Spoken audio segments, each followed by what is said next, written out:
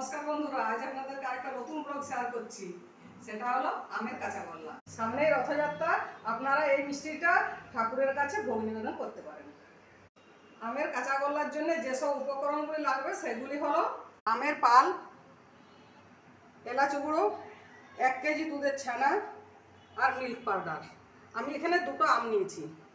আমি এখানে কোনো চিনি ব্যবহার করছি না, কারণ আমটা মিষ্টি আছে আর দুধ পাউডারটাও মিষ্টি।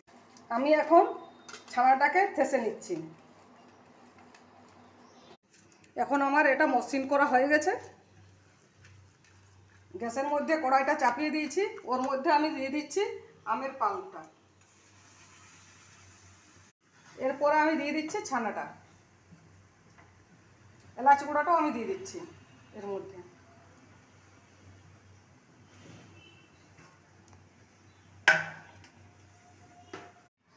আবারও আমি দুধ পাউডারটা দিয়ে দিচ্ছি, এটাও মিশিয়ে নিচ্ছি। খুব সুন্দর একটা সেন্ট বেরোচ্ছে।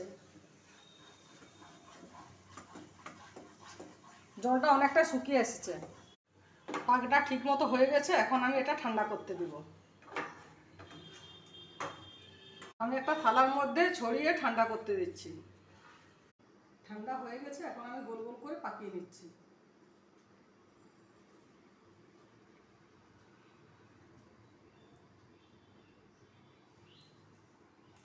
একটা করে পাকিয়ে নিচ্ছি আর গুঁড়ো দুধের সাথে মাখিয়ে নিচ্ছি।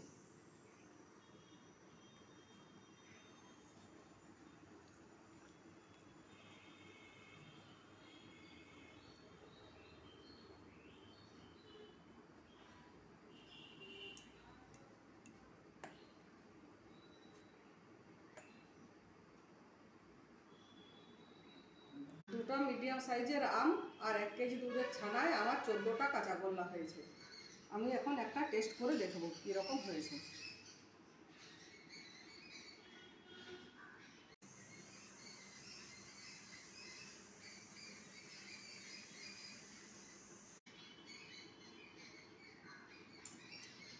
সত্যি অসাধারণ, বিনা চিনিও খুব সুন্দর মিষ্টি হয়েছে।